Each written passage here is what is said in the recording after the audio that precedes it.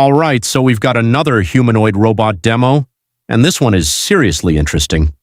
This time it's from Reflex Robotics, a low-key startup based in New York that's quietly building general-purpose humanoid robots for warehouse and factory automation. But here's the twist. Instead of walking on two legs like most humanoid robots we've seen, this one uses a wheeled base. So yeah, it can't climb stairs or handle rough terrain. But what it can do is actually impressive.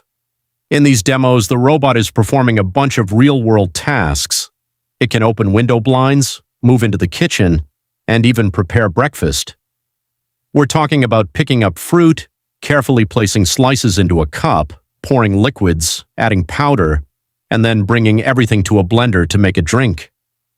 Now, this might look simple to us, but for a robot, this level of coordination is extremely difficult, and it doesn't stop there. In another demo, the robot unloads dishes from a dishwasher, places them neatly into cabinets, and even wipes down the counter with a paper towel. It can also use both hands independently, like holding an object with one hand while turning on a faucet with the other.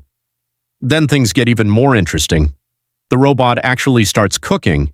It opens a packaged steak, places it in a pan, flips it, adds butter, and even prepares vegetables for the oven. Now, there are some cuts in the video, so it's not one continuous shot, which means parts could be staged or assisted, but still, the capabilities are impressive. And in the final scene, the human owner comes home to a freshly cooked meal. We're not fully there yet, but robots like this are getting closer to becoming part of our everyday lives.